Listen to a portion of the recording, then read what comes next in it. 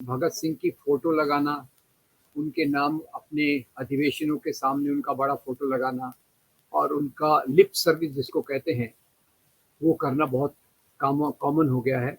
और उनके मूल्य क्या थे, किन चीज़ों के लिए उन्होंने संघर्ष किया, ये हमारे सामने बिल्कुल नहीं लाया जा रहा। उनकी जो समाजवाद की कल्पना थी केवल आज़ादी तक सीमित नहीं थी।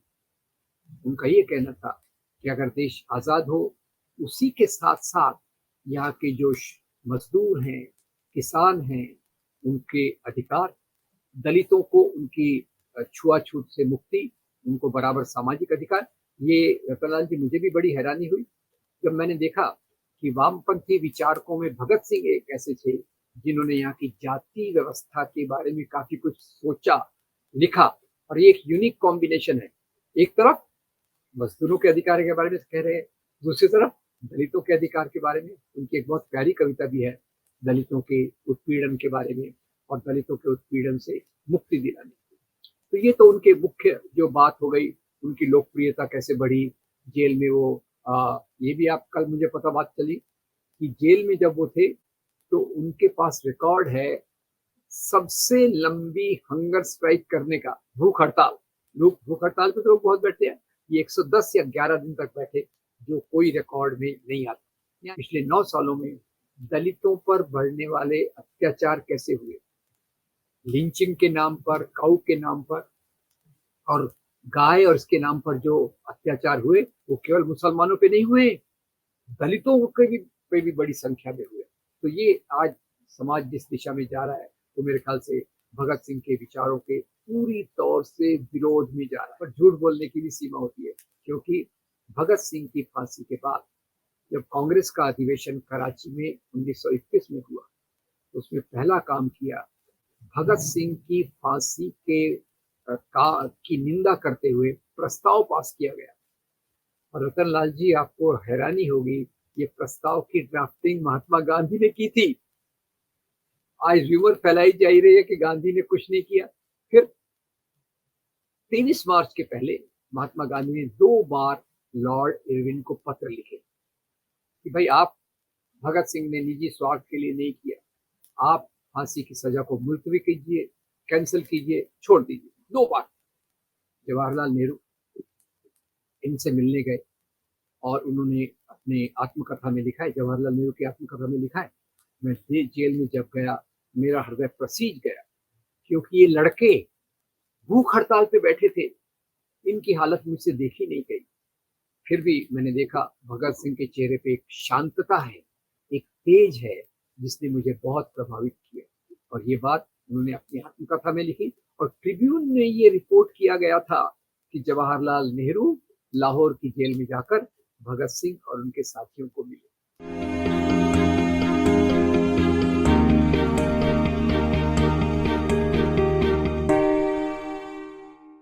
23 मार्च शहादत दिवस, शहीद आजम भगत सिंह। क्या है उनके शहादत के मायने? और 23 मार्च को उनके शहादत दिवस पे बहुत सारे पोस्टर, बैनर आप देखेंगे, कई पार्टीज अपने बैनर पे उनका फोटो लगाती है। उनके मायने क्या है 2023 में, ये समझना बेहद जरूरी है। दोस्तों, रतनलाल बोल रहा हूं और आप देख रहे हैं अम्बेडकर नामा। हमारे साथ प्रोफेसर राम पुनियानी साहब हैं और उनके भगत सिंह के दर्शन और भारत अभी किस दिशा में जा रहा है, क्या वो समानांतर है या अपोजिट डायरेक्शन में है, ये सब समझने की कोशिश करने वाला। स्वागत है सर अम्बेडकर नामा में। धन्यवाद। धन्यवाद सर जी। रतनलाल जी, पहले तो आपका धन्यवाद कि आपने इस महत्वपूर्ण विषय को लिया है, क्योंकि आज भगत सिंह की फोटो लगाना, उनके नाम अपने अधिवेशनों के सामने उनका बड़ा फोटो लगाना और उनका लिप सर्विस जिसको कहते हैं वो करना बहुत कॉमन हो गया है। और उनके मूल्य क्या थे, किन चीज़ों के लिए उन्होंने संघर्ष किया, ये हमारे सामने बिल्कुल नहीं लाया जा रहा। तो थोड़े से मैं बता दूं कि ये उनकी जीवनी को तो सब जानते होंगे। शुरू में पहली बात बता दूं कि उनकी देशभक्ति का जो जज्बा था, उसके 2 उदाहरण मैं देना चाहूँगा। एक तो लाला लाजपत राय, जो दक्षिणपंथी थे, उनसे इनके विचारों में कोई मेल नहीं था। पर लाला लाजपत राय जब Simon commission Simon go back के प्रोटेस्ट में लाठियों से पीटे गए, उनकी मृत्यु हो गई, तो भगत सिंह ने उस समय, उनके ग्रुप ने ये फैसला किया कि हम इसका बदला लेंगे। अब उस समय उनकी विचारधारा अलग थी, मैं धीरे बताऊंगा उनकी विचारधारा कैसे बदली। तो पहले बात तो ये थी कि उन्होंने इसको, लाला लाजपत राय दक्षिणपंथी हैं, उनसे मेरे विचार अलग है, इसको नहीं देखा। उन्होंने क्या देखा, मेरे देश का अपमान किया गया है, इसके लिए उनके ग्रुप ने वो जो सॉन्डर्स की हत्या हुई, जेम्स स्कॉट को उनको मारना था, उसके बाद सॉन्डर्स की हत्या हुई, और ये उनका एक बात। दूसरा फिर जलियांवाला बाग, जनरल डायर जी। उसमें वो इतने पीड़ित हो गए कि जलियांवाला बाग में वो गए, वहां की मिट्टी को लाकर उन्होंने एक शीशी में अपने साथ रखा, याद दिलाने के लिए कि मेरे देश का अपमान हुआ है और मैं इसके लिए काम करूंगा। तो खैर ये तो एक बात हो गई। दूसरा मैं एक ऐसे एपिसोड को बताऊंगा कि एक 23 साल 8 महीने का नौजवान फांसी के फंदे पर झूल गया, और उसका जो कंट्रीब्यूशन है मेरे ख्याल से अतुलनीय है। कंट्रीब्यूशन के विचारों का, उनके सोच का, ये समझना बहुत जरूरी है।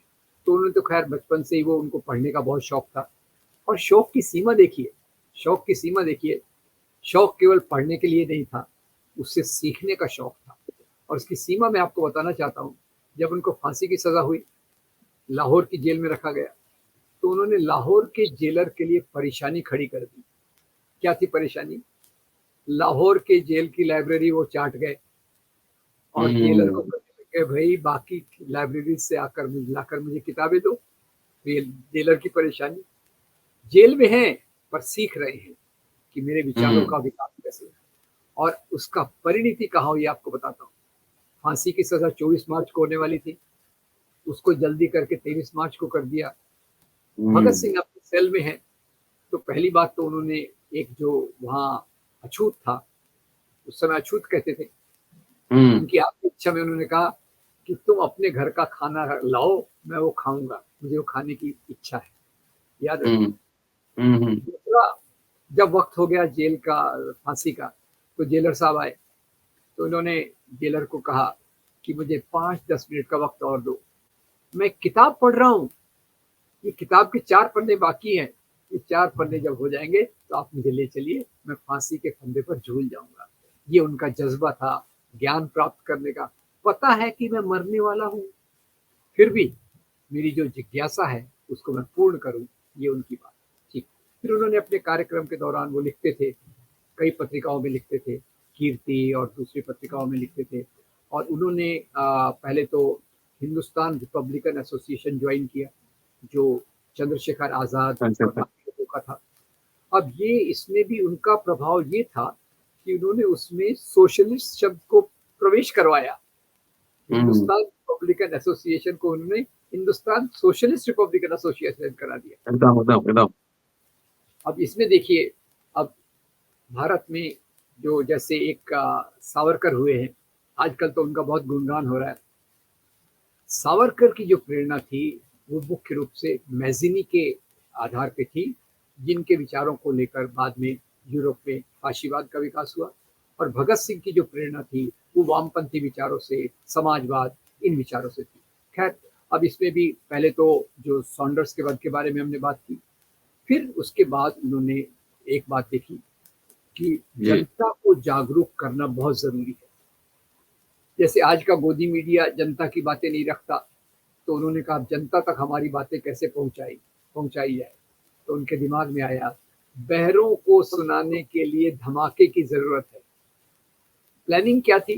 प्लानिंग ये थी कि असेंबली में उस स्थान पर बम डालेंगे जहां किसी की मृत्यु न हो। और बम डालने के बाद उन्होंने डाला, बम डालने के बाद नारे लगाए, क्रांति अमर हो, इनकलाब जिंदाबाद। और उसमें लीफलेट फेंके, जिसमें उन्होंने भारत के लोगों का, मजदूरों के, किसानों का, दलितों की समस्याओं के बारे में लिखा और कहा आज़ादी के माध्यम से हम ये प्राप्त करना चाहते हैं। तो ये पहली बात तो ये है कि ये मान के चलना। उन्होंने बाद में किताब, इस पर भी किताब लिखी थी कि बम का दर्शन। बम का दर्शन में उन्होंने कहा था कि ठीक है, जहाँ तक हिंसा का सवाल है, हिंसा का एक सीमित उपयोग होता है, और हिंसा के रास्ते से देश को आज़ादी नहीं मिल सकती। और ये इसका मैं दूसरा आपको सबूत दूंगा कि उनके जो विचारों में परिवर्तन आया। शुरू में जवानी का दो जोश, हिंसा करेंगे, अंग्रेजों को मारेंगे और आज़ादी की तरफ जाएंगे, ये विचार बदले। और ये विचार कैसे बदले मैं आपको बताता हूँ। एक तो खैर पढ़ते बहुत थे, सोचते बहुत थे, तो उन्होंने देश के आंदोलन को देखा, गांधी के आंदोलन को देखा, नेहरू के नेतृत्व को देखा, और उन्होंने दो बातें कही। एक तो उन्होंने उनके पिता किशन सिंह जब आए उनको मिलने, तो पहले तो किशन सिंह ने कहा, उनके पिता ने कहा, बेटा तू तो अभी 23 साल का है, क्या तेरी उम्र है, माफी मांग ले, छूट जाएगा, जिंदगी सामने पड़ी है। तो इन्होंने अपने पिता को डांट दिया, बोले आप ऐसा कैसा कह सकते हैं, मैं क्रांतिकारी हूँ, फांसी क्या, मैं तो अंग्रेजों को लिख रहा हूँ कि मुझे फांसी मत दो, मुझे फायरिंग स्क्वाड के सामने खड़ा कर दो, मैं आपका विद्रोही हूँ।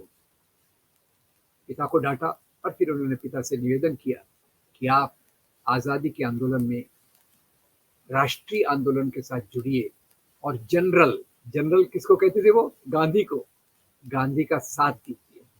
और इसी के साथ साथ उन्होंने जो आंदोलन चल रहा था, मतलब उनके विचार इस तरह से आगे थे कि जन आंदोलन के माध्यम से ही समाज को, देश को आज़ादी मिल सकती है अंग्रेजों के चंगुल से। और तीसरी बात इसमें देखिए, उनकी जो समाजवाद की कल्पना थी केवल आज़ादी तक सीमित नहीं थी। उनका ये कहना था कि अगर देश आज़ाद हो, उसी के साथ साथ यहाँ के जो मजदूर हैं, किसान हैं, उनके अधिकार, दलितों को उनकी छुआछूत से मुक्ति, उनको बराबर सामाजिक अधिकार। ये रतनलाल जी, मुझे भी बड़ी हैरानी हुई जब मैंने देखा कि वामपंथी विचारकों में भगत सिंह एक ऐसे थे जिन्होंने यहाँ की जाति व्यवस्था के बारे में काफी कुछ सोचा, लिखा। और ये एक यूनिक कॉम्बिनेशन है, एक तरफ मजदूरों के अधिकार के बारे में कह रहे हैं, दूसरी तरफ दलितों के अधिकार के बारे में। उनकी एक बहुत प्यारी कविता भी है दलितों के उत्पीड़न के बारे में और दलितों के उत्पीड़न से मुक्ति दिलाने की। तो ये तो उनके मुख्य जो बात हो गई, उनकी लोकप्रियता कैसे बढ़ी जेल में वो। ये भी आप कल मुझे पता बात चली कि जेल में जब वो थे तो उनके पास रिकॉर्ड है सबसे लंबी हंगर स्ट्राइक करने का, भूख हड़ताल। लोग भूख हड़ताल पे तो लोग बहुत बैठते हैं, ये 110 या 11 दिन तक बैठे, जो कोई रिकॉर्ड में नहीं आता। यहाँ एक मजेदार बात कह दूं, एक आपके वो है ना बाबा जी जो कसरत वगैरह सिखाते थे, आजकल शायद व्यापार में ज्यादा है, वो भी हड़ताल पे बैठे, भूख हड़ताल में बैठे। बोले मेरा तो योगा का शरीर है, मैं तो चल लूंगा, महीनों महीनों चल लूंगा। चौथे पांचवें दिन वो आईसीयू में पहुंच गए, उनको पता था खुद की दवाइयां नहीं ली और आज हॉस्पिटल में पहुंच के आ गए, और बाद में व्यापारी के रूप में एक सफल व्यापार कर रहे हैं। खैर ये एक साइड की बात है। जेल में रहकर उन्होंने वहां भी अत्याचार को नहीं सहा। जेलर को कहा हम क्रांतिकारी हैं, हमको आप बराबर से ट्रीटमेंट दीजिए, और इसके खिलाफ वो हंगर स्ट्राइक पे गए, लंबी हंगर स्ट्राइक। उसमें उनके एक साथी की दुखद मौत भी हो गई। तो ये उनके जीवन का संदेश। और आज की परिस्थिति को देखिए तो आज हालात बिल्कुल उल्टे हो रहे हैं। जहाँ उन्होंने समाजवाद की बात की, समाजवाद की बहुत बड़ी बड़ी परिभाषा है, मैं उस पर नहीं जाऊंगा। मोटे तौर पे मैं कहूँगा मजदूरों की बेहतरी, किसानों की बेहतरी, दलितों की जाति व्यवस्था से मुक्ति, नारियों को बराबरी का स्थान, ये मोटे तौर पर मैं उसको मानूंगा लोकतंत्र के एक भाग के रूप में। अब आज क्या हो रहा है, आज एक तरफ पूंजीपति ज्यादा अमीर हो रहे, गरीब पहले से ज्यादा गरीब हो रहे। ऑक्सफैम की रिपोर्ट देख लीजिए, ऑक्सफैम की रिपोर्ट क्या कहती है कि देश के 1% लोगों के पास देश की 60% संपत्ति है। और ये जो ट्रेंड है, गरीबी बढ़ते जाना, अमीरी बढ़ते जाना, और पूंजीपतियों के पास तो ऑप्शन है, या तो यहाँ रहकर अडानी अंबानी बने, या और ज्यादा उनको इच्छा है तो यहाँ का पैसा लूट लाट के दूसरे देशों में जाकर रहें और वहाँ चैन का गुजारा करें। तो ये एक बात हो रही है। जब पिछले 9 सालों में आप स्टैटिस्टिक्स देखिएगा, मैं आपके चैनल को रिक्वेस्ट करूंगा, पिछले 9 सालों में दलितों पर बढ़ने वाले अत्याचार कैसे हुए, लिंचिंग के नाम पर, काऊ के नाम पर, और गाय और इसके नाम पर जो अत्याचार हुए वो केवल मुसलमानों पे नहीं हुए, दलितों पे भी बड़ी संख्या में हुए। तो ये आज समाज जिस दिशा में जा रहा है तो मेरे ख्याल से भगत सिंह के विचारों के पूरी तौर से विरोध में जा रहा है। अब अंत में मैं 2 मुद्दे और रखना चाहता हूँ। कि एक तो आज कुछ लोग जो आज़ादी के आंदोलन से दूर थे, उस समय कभी हिस्सा नहीं लिया, आज वो बड़े आक्रामक तरीके से कहते हैं गांधी ने भगत सिंह को बचाने के लिए कुछ नहीं किया। भाई आपने क्या किया? जो लोग आज़ादी के आंदोलन से दूर थे, क्या उन्होंने एक बार भी भगत सिंह के समर्थन में कोई पर्चा निकाला, कोई मार्च निकाला, कोई उपवास किया? एक बात। दूसरी बात, गांधी ने क्या किया? अभी यहाँ एक गोडसे पे फिल्म आई थी, उसका एक क्लिप मेरे पास आया और क्लिप में गोडसे का महिमा मंडन के साथ गोडसे कहता है, मुझे गांधी जी पर इसलिए गुस्सा था, एक गुस्से का कारण था कि जब भगत सिंह के समर्थन में कराची कांग्रेस में प्रस्ताव पास किया गया तो गांधी ने उसका विरोध किया। अब झूठ बोलने की भी कोई सीमा होती है। आपको पता होगा एक व्यक्ति ने कहा था हिपोक्रेसी की भी सीमा होती है। अब वो क्या होती है सीमा मुझे नहीं पता, पर झूठ बोलने की भी सीमा होती है। क्योंकि भगत सिंह की फांसी के बाद जब कांग्रेस का अधिवेशन कराची में 1921 में हुआ, उसमें पहला काम किया, भगत सिंह की फांसी की निंदा करते हुए प्रस्ताव पास किया गया। और रतन लाल जी, आपको हैरानी होगी, ये प्रस्ताव की ड्राफ्टिंग महात्मा गांधी ने की थी। आज र्यूमर फैलाई जा रही है कि गांधी ने कुछ नहीं किया। फिर 23 मार्च के पहले महात्मा गांधी ने 2 बार लॉर्ड इरविन को पत्र लिखे कि भाई आप, भगत सिंह ने निजी स्वार्थ के लिए नहीं किया, आप फांसी की सजा को मुलतवी कीजिए, कैंसिल कीजिए, छोड़ दीजिए। 2 बार। और लॉर्ड इरविन अपने फेयरवेल स्पीच में लिखते हैं, इसका पूरे पुरावे उपलब्ध हैं। उन्होंने कहा जब महात्मा गांधी ने मुझे पत्र लिखा कि भगत सिंह की सजा को मुलतवी किया जाए, माफ किया जाए, तो मैंने इसको सीरियसली सोचा और मैंने अपने आकाओं को इंग्लैंड में पत्र लिखा कि गांधी कह रहे हैं कि ये सजा को माफ कर देनी चाहिए, मुझे भी लगता है माफ कर देनी चाहिए। ऊपर से आदेश आया कि आप ऐसा मत करो, भगत सिंह को फांसी की सजा दो। इसलिए 24 मार्च के बदले 23 मार्च को ही सजा दे दी। और दूसरा कारण इरविन बताते हैं कि उस समय पंजाब में जो अंग्रेज ऑफिसर्स थे, उन्होंने इरविन को एक बात कही कि अगर आपने भगत सिंह की सजा को माफ किया तो हम पूरे एन मास रिजाइन कर देंगे, हम त्याग पत्र दे देंगे, हम अपने पदों पर नहीं रहेंगे। ये 2 कारण थे जिसके कारण इरविन ने गांधी की बात नहीं मानी। पर गांधी एक अलग प्रकार के व्यक्ति थे। उन्होंने तो सावरकर के लिए भी एक पत्र लिखा था कि सावरकर को सजा नहीं होनी चाहिए। भगत सिंह के लिए रेजोल्यूशन के अलावा लॉर्ड इरविन को 2 बार पत्र लिखे 23 मार्च के पहले। अब दूसरी बात एक हमारे प्रधानमंत्री जी ने कही थी, जब भगत सिंह जेल में थे तो कोई उनको मिलने गया था क्या? खैर, उनका अंदाज तो आप जानते हैं, कितने असरदार तरीके से बोलते हैं। तो मैंने इसका भी अध्ययन किया और पता चला अगस्त के ट्रिब्यून नाम का अखबार जो पंजाब में बहुत चलता था, 2 दिन तक एक खबर आई, जवाहरलाल नेहरू इनसे मिलने गए और उन्होंने अपने आत्मकथा में लिखा है, जवाहरलाल नेहरू की आत्मकथा में लिखा है, मैं जेल में जब गया मेरा हृदय प्रसीज गया, क्योंकि ये लड़के भूख हड़ताल पे बैठे थे, इनकी हालत मुझसे देखी नहीं गई। फिर भी मैंने देखा भगत सिंह के चेहरे पे एक शांतता है, एक तेज है, जिसने मुझे बहुत प्रभावित किया। और ये बात उन्होंने अपनी आत्मकथा में लिखी और ट्रिब्यून में ये रिपोर्ट किया गया था कि जवाहरलाल नेहरू लाहौर की जेल में जाकर भगत सिंह और उनके साथियों को मिले। तो आज किस प्रकार से दुष्प्रचार करना एक बात है गांधी और नेहरू के खिलाफ, और दूसरी तरफ से वो नीतियों का अंगीकार करना जिससे गरीबों को, मजदूरों को, किसानों को, दलितों को, महिलाओं को, आदिवासियों को ज्यादा तकलीफ हो रही। ये एकदम हमारे समाज के लिए एक गौरव की बात नहीं है। इसके लिए मुझे काफी शर्म आती है। भगत सिंह का हम नाम तो लेते हैं, पर उनके विचारों को तो देखिए। वो 23 साल का लड़का कितनी महान बातें कहकर गया है। उसका अगर हम थोड़ा भी फॉलो करें तो हम अपने समाज को बेहतर बना सकते हैं।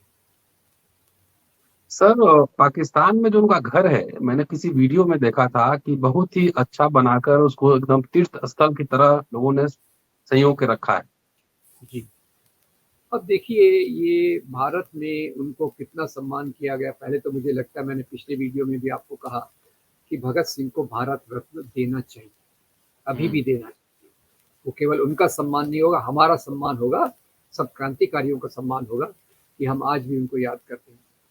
और जहाँ उनके एक और मुझे एक बार अमेरिकन दोस्त ने बात बताई कि एक बार विश्व पंजाबी सम्मेलन हुआ। पंजाबी सम्मेलन, पाकिस्तान के पंजाबी, भारत के पंजाबी। अब वो एक पंजाबियत, जब आप एक भाषा की बात करते हैं तो एक आपको कहीं तो भी अच्छा लगता है। और उस सम्मेलन में जो हॉल था उसमें एक ही फोटो लगा था, और वो फोटो था भगत सिंह का। पाकिस्तानी पंजाबी, भारतीय पंजाबी, ये दोस्त ने एक घटना बताई थी। और उसके उलट यहाँ जो हो रहा है कि 2010 में जब हरियाणा में कांग्रेस सरकार थी तो उन्होंने रिकमेंड किया था कि चंडीगढ़ एयरपोर्ट का नाम भगत सिंह के नाम पर किया जाए।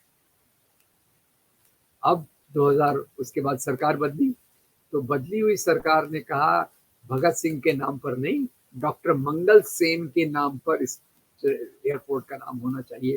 तो ये हम उनका सम्मान कर रहे हैं। पार्लियामेंट में उनका फोटो नहीं है, जो लोग माफी मांग कर आए उनके पोर्ट्रेट हैं, उनका गुणगान किया जा रहा है। और जिस नौजवान 23 साल 8 महीने की उम्र पर फांसी के फंदे को चूमा, उसका न पोर्ट्रेट है, न कभी बात होती है कि उनको भारत रत्न देना चाहिए, न कभी बात होती है कि उनके विचारों के आधार पर किसानों की समस्याएं, मजदूरों की समस्याएं, दलितों की समस्याओं का समाधान करने की कोशिश होना चाहिए। सर, एक और भारत रत्न से मुझे याद आ गया जी भगत सिंह का एक लेख है अछूत समस्या। जी उसमें वो लिखते हैं कि बहुत सारे समाज सुधारक, मदन मोहन मालवीय का नाम भी उन्होंने इसमें लिखा है कि अछूत उद्धार के लिए जाते हैं लेकिन घर आते हैं तो कपड़ा सहित स्नान कर लेते हैं। और उनको मदन मोहन मालवीय को भारत रत्न मिल गया।